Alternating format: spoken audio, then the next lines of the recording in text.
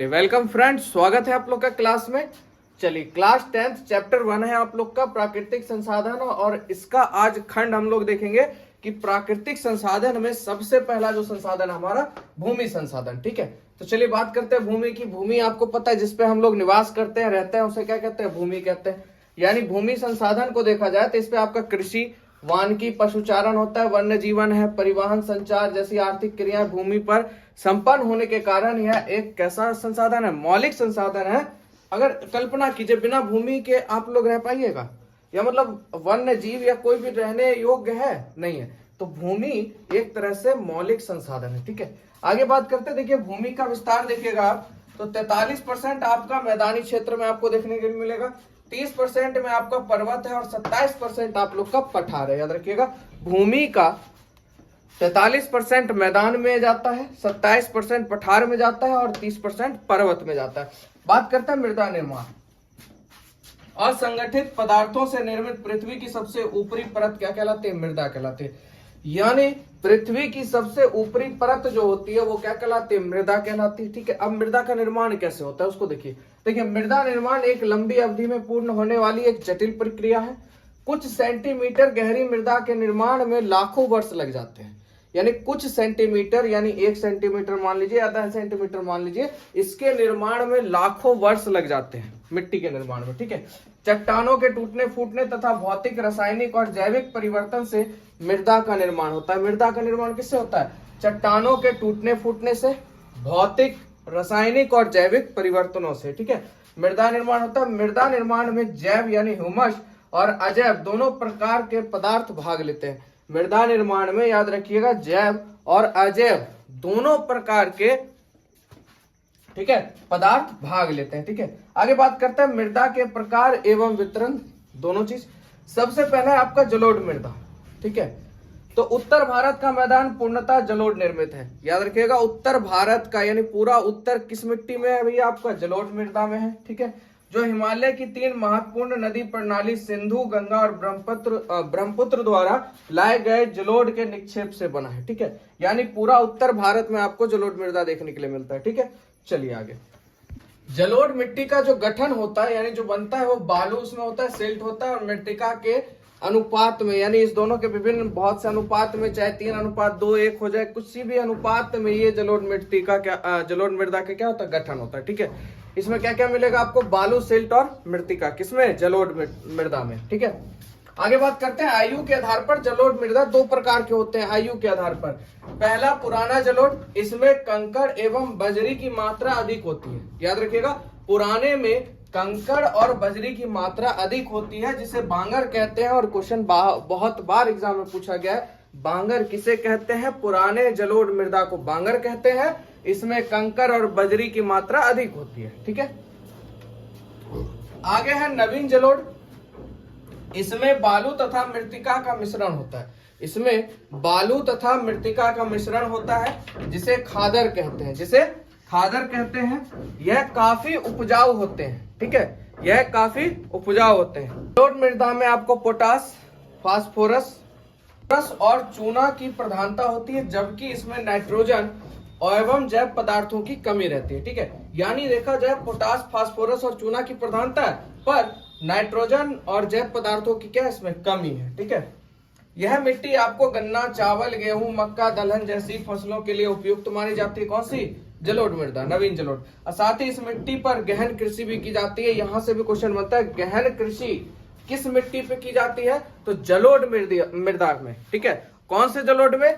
तो नवीन जलोढ़ में। ठीक है, चलिए आगे बात करते हैं। उत्तर बिहार में बालू प्रधान जलोढ़ को दियारा भूमि कहते हैं। उत्तर बिहार में बालू प्रधान जलोढ़ जो है उसे क्या कहते हैं? दियारा भूमि कहते हैं, जो मक्के के लिए विश्व प्रसिद्ध है। मक्के के लिए कौन सी भूमि विश्व प्रसिद्ध है? विश्व प्रसिद्ध है दियारा भूमि, जो कि किधर आपको देखने के लिए मिलेगा? उत्तर बिहार में। कहां मिलेगा? उत्तर बिहार में। ठीक है, अगले मृदा की बात करते हैं, काली मृदा। इसमें आपका एल्युमिनियम और लोहा यौगिक का मिश्रण होता है। काली मृदा में क्या होता है? एल्युमिनियम का और लोहा यौगिक का मिश्रण होता है। यह कपास की खेती के लिए उपयुक्त मानी जाती है। काली मृदा जो है कपास की खेती के लिए उपयुक्त मानी जाती है, जिसके कारण इसे कपासी मृदा भी कहते हैं। ठीक है, काली मृदा का दूसरा नाम क्या है? कपासी मृदा। याद रखिएगा, काली मृदा को ही कपासी मृदा भी कहते हैं। इसका स्थानीय नाम रेंगुर है। क्या है इसका स्थानीय नाम? रेंगुर। ठीक है, काली मृदा का स्थानीय नाम क्या है? रेंगुर है। ठीक है, इस मृदा में नमी धारण की क्षमता अत्यधिक होती है, यानी भैया पानी को अत्यधिक जल्दी सोख लेता है। यह मृदा कैल्शियम कार्बोनेट, मैग्नीशियम, पोटास और चूना जैसे तत्वों से परिपूर्ण होता है, परंतु फास्फोरस की इसमें क्या होती है? कमी होती है। ठीक है, चलिए आगे देखते हैं। आगे देखिए, इसमें जो आपका गन्ना, प्याज, गेहूं एवं फलों की खेती की जाती है काली मृदा में। बात करते हैं तीसरे नंबर की मृदा की, लाल एवं पीली मृदा।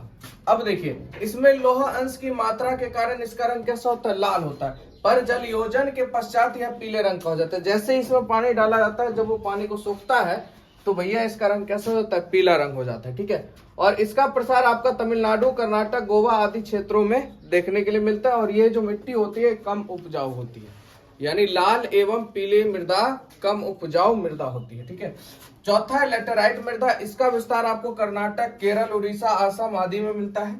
इस मृदा में काजू की खेती उपयुक्त मानी जाती है। काजू की खेती के लिए सबसे बढ़िया मृदा कौन सा होगा? लेटेराइट मृदा। ठीक है, चलिए अगला है मरुस्थलीय मृदा। इसका विस्तार आपको राजस्थान, सौराष्ट्र, कच्छ आदि में देखने को मिलेगा। ठीक है, मरुस्थलीय मृदा आपको कहाँ मिलेगा? राजस्थान, सौराष्ट्र, कच्छ में। ठीक है, उसके बाद बात करते हैं पर्वतीय मृदा की। तो यह मृदा आपको पर्वतीय और पहाड़ी क्षेत्रों में देखने के लिए मिलेगी, क्योंकि पर्वतीय की बात हो रही है तो पर्वतीय क्षेत्र में ही आपको देखने के लिए मिलेगी। आगे बात करते हैं भूचरण और भू संरक्षण। मृदा को अपने स्थान से विविध क्रिया द्वारा स्थानांतरित होना भूक्षरण कहलाता है। यानी मृदा, मट्टी कहीं ढेर लगा हुआ है, अब हवा के झोंके से हो जाए या पानी के बहाव से हो जाए, या मान लीजिए किसी ने लात मार के फेंक दिया है ना, तो यानी एक स्थान से दूसरे स्थान पर मृदा का आना जाना क्या कहलाएगा? भूचरण कहलाता है। सीधा सिस्टम, मतलब भैया अपने स्थान को परिवर्तित करता है। ठीक है, तो भूचरण कहलाता है। आगे उद्योगों से निकलने वाले अपशिष्ट पदार्थ भूमि और जल दोनों को प्रदूषित करते हैं। जो भी आपके फैक्ट्री एंड इंडस्ट्रीज है, उससे जो भी धुआं निकलता है, वो धुआं निकले या उससे अपशिष्ट पदार्थ निकले, वो भूमि और साथ ही साथ जल को भी दूषित करता है। ठीक है, आगे फसल चक्रण द्वारा मृदा के पोषणीय स्तर को बरकरार रखा जा सकता है। अगर फसल चक्रण का उपयोग करें तो मृदा का जो पोषण है उसको हम लोग बरकरार रख सकते हैं। गेहूं, कपास, मक्का, आलू आदि के लगातार उगाने से मृदा में ह्रास उत्पन्न होता है। यानी गेहूं, कपास, मक्का, आलू अगर आप ज्यादा मात्रा में लगाते हैं तो भूमि का ह्रास होता है, यानी मिट्टी कमजोर होती है। इसलिए इसे तिलहन, दलहन पौधों की खेती के द्वारा पुनः प्राप्त किया जा सकता है। यानी इसमें आप क्या कीजिए? तिलहन या दलहन की खेती कीजिए, तो दोबारा मिट्टी क्या प्रचुर मात्रा उसकी वापस आ जाएगी, यानी पहले की तरह ताकत उसमें वापस आ जाएगी मृदा में। ठीक है, चलिए उसके बाद एडिन नाम का एक रसायन मेढक के प्रजनन पर रोक लगा दिया जाता है। ठीक है, फलतः कीटों की संख्या को बढ़ा देता है, अतः रासायनिक उर्वरक की जगह जैविक खाद का उपयोग मृदा के संरक्षण में सहायक है। यहाँ पे एक चीज ध्यान रखिएगा, मेढक के प्रजनन पे रोक कौन सा रसायन लगाता है? एडिन नाम का रसायन। ठीक है, ये भी क्वेश्चन आपके ऑब्जेक्टिव में बनता है। चलिए चलते हैं अभ्यास प्रश्न, साथ ही साथ प्रश्न उत्तर भी देख लेते हैं। तो पंजाब में भूमि निम्नीकरण का मुख्य कारण क्या है? ठीक है, पंजाब में भूमि निम्नीकरण का मुख्य कारण क्या है? वनोन्मूलन, गहन खेती, अति पशुचारण की अधिक सिंचाई। किसके कारण वहां पे निम्नीकरण ज्यादा है? ठीक है, तो देखिए यहाँ पे हो जाएगा आपका ऑप्शन नंबर डी, यानी अधिक सिंचाई के कारण। ठीक है, अधिक सिंचाई के कारण। सोपानी कृषि किस राज्य में प्रचलित है? हरियाणा, पंजाब, बिहार का मैदानी क्षेत्र, उत्तराखंड। बहुत अच्छा क्वेश्चन है। सोपानी कृषि किस राज्य में प्रचलित है? तो ये आपका उत्तराखंड में प्रचलित है, याद रखिएगा। सोपानी कृषि किस राज्य में है? उत्तराखंड में है। आगे है मरुस्थलीय मृदा का विस्तार निम्न में से कहाँ है? मरुस्थलीय की बात कर रहा है तो आपको पता है, आंख बंद करके आप लोग कहिएगा राजस्थान। क्या कहीं से कोई दिक्कत? राजस्थान, कच्छ, सौराष्ट्र, यही होगा मरुस्थलीय में। ठीक है, तो इसका हो जाएगा ऑप्शन नंबर बी। मेढक के प्रजनन को नष्ट करने वाला रसायन कौन सा है? बेंजीन, यूरिया, आयोडीन या फास्फोरस? अभी आपने जस्ट पढ़ा, प्रजनन को रोकने का काम कौन सा करता है? एडिन नाम का रसायन। काली मृदा का दूसरा नाम क्या है? बलुई मृदा, रेगुर मृदा, लाल मृदा, पर्वतीय मृदा। तो कौन सा हो जाएगा आप लोग का? ऑप्शन बी हो जाएगा, रेगुर मृदा काली मृदा का दूसरा नाम है। ठीक है, चलिए बात करते हैं लघु उत्तरीय प्रश्न की। तो जलोढ़ मृदा के विस्तार वाले राज्यों के नाम बताएं। इस मृदा में कौन कौन सी फसलें उगाई जा सकती हैं? तो उत्तर प्रदेश, बिहार, पंजाब, हरियाणा, असम, गुजरात आदि में पाया जाता है ये जलोढ़ मृदा, ठीक है, आपके उत्तरी भाग में। और इस मृदा में चावल, गेहूं, गन्ना, दलहन, मक्का जैसी फसलें लगाई जा सकती हैं। आगे समोच्च कृषि से आप क्या समझते हैं? तो पहाड़ी ढालों पर समोच्च रेखा के समांतर तैयार की गई कृषि भूमि पर की जाने वाली कृषि को ही समोच्च कृषि कहते हैं, ठीक है। यानी पहाड़ी ढालों पे समोच्च रेखा के समानांतर, ठीक है, ऊपर फिर नीचे, फिर ऊपर फिर नीचे, सीढ़ी की तरह सीढ़ी नुमा, उसी को यहाँ पे समोच्च कृषि के नाम से जानते हैं। पवन अपर्दन वाले क्षेत्र में कृषि की कौन सी पद्धति उपयोग मानी जाती है? तो याद रखिएगा पट्टिका कृषि पद्धति, ठीक है। पवन अपर्दन वाले क्षेत्रों में किस प्रकार की कृषि की जाती है? पट्टिका कृषि पद्धति, ठीक है। आगे है, भारत में किन भागों में नदी डेल्टा का विकास हुआ है? यहाँ के मृदा का क्या विशेषता है? तो भारत के पूर्वीय तटीय भाग में नदी डेल्टा का विकास हुआ है, ठीक है। कहाँ पे हुआ है? पूर्वीय तटीय भाग में, और यहाँ मृदा के कण का आकार काफी महीन होता है, ठीक है। आगे, फसल चक्रण मृदा संरक्षण में किस प्रकार सहायक है? बहुत बढ़िया क्वेश्चन है, एग्जाम में कई बार आ चुका है। तो फसल चक्रण द्वारा मिट्टी के पोषणीय स्तर को बढ़ावा या स्थिर रखा जाना संभव होता है, जिससे मृदा का संरक्षण हो जाता है, ठीक है। और भी इसमें बचा है, देख लेते हैं आगे। चलिए एक बार आराम से देख लीजिए, रोक के आराम से लिख लीजिएगा। चलिए आगे, तो उसी में आपका फसल चक्रण में उदाहरण के लिए जैसे गेहूं, कपास, मक्का इत्यादि फसलों को लगातार उगाने से मृदा का पोषीय स्तर क्या होता है? गिरता है। इसका अगर रिन्यूअल आपको करना है या बढ़ोतरी करना है तो तिलहन या दलहन पौधों की खेती कर इसे पुनः प्राप्त किया जा सकता है। इस प्रक्रिया में से नाइट्रोजन का स्थिरीकरण भी होता है, और आपको पता होगा दलहन में किसके कारण होता है? राइबोजियम के कारण। याद रखिएगा, साइंस का क्वेश्चन है।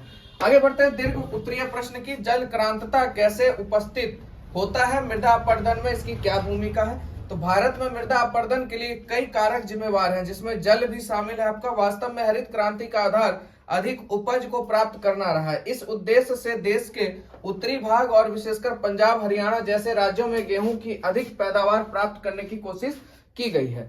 इसके लिए खेतों में अधिक उपज देने वाले उन्नत किस्म के बीजों और रासायनिक उर्वरकों के प्रयोग के साथ ही साथ सिंचाई सुविधा में भी विस्तार किया गया है। कालांतर में इन क्षेत्रों में अधिक सिंचाई से ऐसी स्थिति उत्पन्न हुई है जिससे यहाँ की कृषि भूमि का निम्नीकरण होता गया है, ठीक है। पंजाब, हरियाणा एवं पश्चिम उत्तर प्रदेश के क्षेत्रों में अति सिंचाई से उत्पन्न भूमि की स्थिति की ही जल क्रांता की संज्ञा दी गई है। यानी पंजाब, हरियाणा और पश्चिम उत्तर प्रदेश जो है, इसको ही यहाँ पे संज्ञा दी गई है। किसकी? जल क्रांतता की संज्ञा दी गई है, जिससे मृदा का अपरदन हुआ है, ठीक है। जिससे मृदा का क्या हुआ है? अपरदन हुआ है। तो चलिए एक नंबर आगे का प्रश्न देखते हैं। दूसरा क्वेश्चन है, मृदा संरक्षण पर एक निबंध लिखिए, ठीक है। मृदा संरक्षण के ऊपर। तो भारतीय मिट्टी से संबंधित समस्याओं में मिट्टी कटाव एवं निम्नीकरण की समस्या सर्वप्रमुख है, जिसके कारण मिट्टी की उर्वरता दुष्प्रभावित हो रही है। मृदा एक अमूल्य संसाधन है जिससे मानवीय जीवन प्रत्यक्ष रूप से जुड़ा है, परंतु मृदा से संबंधित समस्या की गंभीरता को देखते हुए यह आवश्यक है कि मृदा संरक्षण पर बल दिया जाए। मिट्टी कटाव तथा भूमि के ह्रास से मिट्टी की उर्वरता में आने वाली कमी को रोकने की क्रिया मृदा संरक्षण कहलाती है, ठीक है। मृदा संरक्षण के लिए कई उपाय किए जा सकते हैं, जैसे नदियों पर बांध बनाना, रासायनिक उर्वरकों की जगह जैविक खाद का प्रयोग करना, पर्वतीय भागों में सीढ़ीनुमा कृषि या समोच्च कृषि करना, चौथा फसल चक्र पद्धति अपनाने पे बल देना, ठीक है। चलिए अगला प्रश्न है तीसरा। भारत में अत्यधिक पशुधन होने के बावजूद भारतीय अर्थव्यवस्था में इसका योगदान लगभग नगण्य है, स्पष्ट करें। तो देश के अधिकांश लोगों का जीवन यापन खेती से ही चलता है, ये तो पता ही है आप लोग को, जिससे भारतीय अर्थव्यवस्था एवं समाज में कृषि का योगदान जो है आप लोग को स्पष्ट है, ठीक है। चलिए और बचा हुआ इसका देख लेते हैं। उसके बाद 1960 से 61 से लेकर 2000 से 1 की अवधि के दौरान देश की भूमि उपयोग प्रारूप में कई विविधता आई है। यही नहीं, पशुओं को चराने के लिए चारागाह भूमि की उपलब्धता दिन प्रतिदिन घटती जा रही है। साथ ही औद्योगिकरण एवं नवीकरणीय के कारण बढ़ते प्रदूषण की मात्रा से संपूर्ण जीव जगत त्रस्त है। यही कारण है कि भारत में पशुधन की संख्या काफी अधिक है। विश्व के अग्रणी देशों में इस दृष्टि से भारत का स्थान आता है, ठीक है। परंतु स्थायी चारागाह की भूमि उपलब्धता में कमी आने के कारण इन्हें पर्याप्त चारा उपलब्ध नहीं हो पा रहा है। साथ ही कृत्रिम तरीके से अधिक दूध प्राप्त किया जाने का प्रयास में इन दुधारू पशुओं को रासायनिक इंजेक्शन दिए जाने लगे हैं कि भैया ज्यादा दूध मिले, खाना कम खाए, दूध ज्यादा मिले, जिसका बुरा प्रभाव इनके स्वास्थ्य पर पड़ता है। परिणामतः यह पशुधन जीर्ण शीर्ण अवस्था है, ठीक है, यह पशुधन का कैसा अवस्था में है? जीर्ण शीर्ण अवस्था में है। चूंकि अधिकांश भारतीय किसान एवं पशु मालिक अमीर नहीं है, इसलिए उनके रख रखाव पर विशेष ध्यान नहीं दिया जाता है, जिससे वह कमजोर हो जाते हैं। ऐसी स्थिति में यह पशुधन अर्थव्यवस्था में योगदान देने की बजाय भारतीय अर्थ यानी मुद्रा कहिए या पूंजी कहिए एक बड़ा हिस्सा खर्च करवा देता है। यही कारण है कि भारत में अत्यधिक पशुधन होने के बावजूद भारतीय अर्थव्यवस्था में इनका योगदान क्या होता है? नग्न हो जाता है। ठीक है, चलिए, तो ये हो गया आप लोग का पूरा चैप्टर खत्म। ठीक है, आपका भूमि संसाधन। ठीक है, मिलते हैं अगले संसाधन से। आज के लिए इतना ही। जय हिंद, जय भारत।